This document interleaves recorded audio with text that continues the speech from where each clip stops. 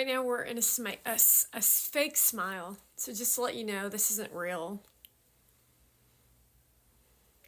What I wanted to come on this platform is because I wanted to address a situation that just came up, an evaluation of the Taylor Swift effect and the sickness of how she created her brand and imaging to destroy music, attempt to destroy music while pretending that she's the victim when she's the villain.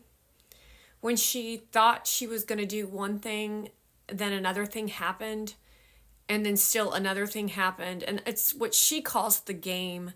However, what we are realizing in this moment is the game was played on her.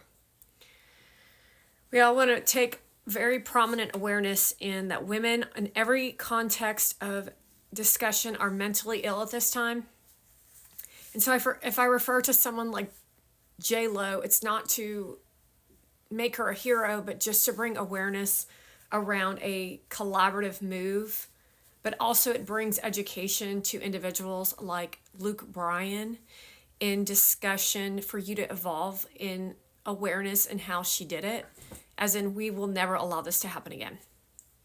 So we all know she started out as a innocent and pure youth of a person that was victimized by Scooter Braun, and all of her songs were hokey, fairy tale, and very fairy dust. Her lyrics were very childish, just like her personality as she was 14. And if you take a look back at her earlier years as a person in school, no one liked her because she was just like her grandmother, vile, abusive, know-it-all, didn't get along with anyone because she was the problem. Because in a right situation, she would actually be the bully, except people in the school that she was in weren't willing to sacrifice because they were afraid of their parents, or to some degree afraid of their parents. So they never allowed her to step into that role of being a bully. So then she working off brand and imaging as a person who was better than people at the school, making them the villains when she was the villain, and making them victims while she acted as if she was the victim, where she spent most of her time playing the guitar to fulfill her demonic dream of being a musician.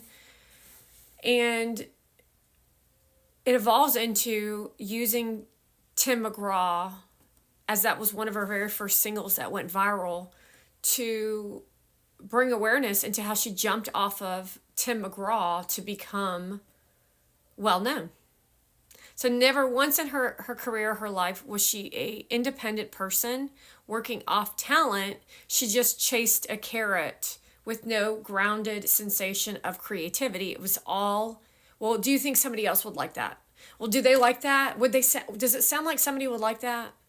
Which is how most of you operate in creative, because that's not actually creative. That's called gimmicking and manipulation to get something for the person that's supposed to be the creative.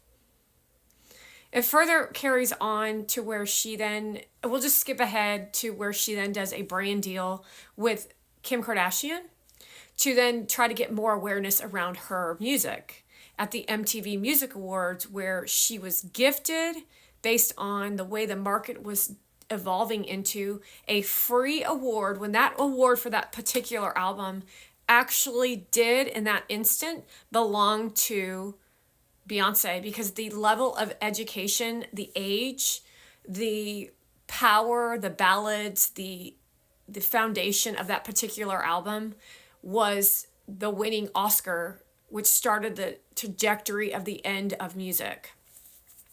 So Kanye West knew that she was going to win the album, and they had a brand deal to say that, well, I'm going to stand up and say that Beyonce should have won, and Taylor Swift's going to know this, that she should have won, but Taylor Swift is selfish and doesn't have value in authentic success, which then creates 80,000 people at her concerts who don't really have value in authentic success. They don't see the benefit of success in actually earning something.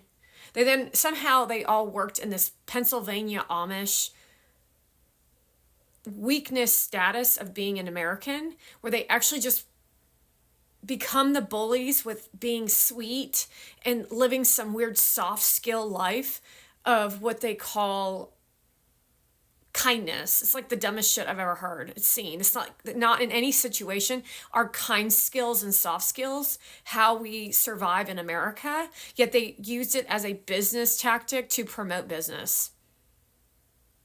And if you're an intelligent person, you can see how they can be beneficial when you are dealing. This is so like multidimensional, but we're not going to go into that. We're talking about Taylor Swift. We then move into the era where she brings all these famous celebrities onto the stage because she's trying to then again grow the interest by stealing Luke Bryan's fans, getting herself validated. It's like collabing in the earlier era of what influencer became. Because Luke Bryan was on stage with her, it meant that her music was up to something, but they were singing his music. And then what he doesn't realize back then, but I think you might actually realize today, if you can recall your performance on that stage, that experience of being in front of these people, of her fandomhood, it actually was you there to stop her from doing any harm onto music, not the audience. But you were on the stage to bring awareness into how the people were perceiving what was happening. You were in the thick of the battle to look like almost like looking around to see like what you know performance of a real artist to be to what she's trying to create artistry to be.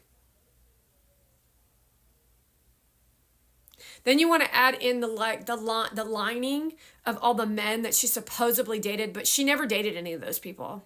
It was all comedy. It was all paid collabs. It was all to fuel her ego, to the point where she even allowed her fans to abuse successful, really talented people like John Mayer, where she literally to this day does not stop abusing the hell out of John Mayer and his guitar, because he knows that she has no talent, because that's one of the conversations that they have. And that girl, because she thinks she has some form of power somehow in her witchery of Selena Gomez and that whole era of nonsensical. Because if you take a look at that era, you'll also see Selena Gomez and Justin Bieber as the evolution to Sabrina Carpenter, with Hailey Baldwin in the mix. That's the evolution of where we are today. That all was part of that. Then you want to take a look at her and the audience's reaction to the fact that she was the problem, yet she blamed these men to the point where you actually took Jake Gyllenhaal, go to a bar, and then hang him up on a wall with a rope, and then think it's funny. And then Taylor Swift doesn't say anything about it. She's like, oh well. The mentality of what you all have become shows everything about who Taylor Swift as your hero. That's not the way you treat people, and the reason people treat you the way they treat you is because of who you are as a person and the conglomerate of tar that she created with her music. No talent, no merit, just based off of manipulation and lies, and no talent. And being nice, because there's all this layers of her showing up at your weddings, doing some inappropriate things as a celebrity to act as if she's your friend. But in reality, what she was doing is she was using you as a publicity stunt to fuel her brand and image, to act as if you're friends, but you're not friends. She's actually thinks that you're scum and you're like lowlifes. To where she then, there's a whole list of this, because she even goes into hospitals where she writes a song named Ronan about a child that she actually offs, and then doesn't care about that. She just wanted an album song to go viral. To moving even further to this last tour where you acted as if she worked really hard, but her performance was sloppy, her music was terrible, and the audience was out of control, yet she still put no guidelines on how things were. Little did she know that the celebrities in the audience were plants like Blake Lively, or they were undercover operations like Tom Cruise and Ashton Kutcher and Bradley Cooper and others like them, to figure out how they could save their children from Taylor Swift and all the Taylor Swifties that are and still are violently abusing the entire globe.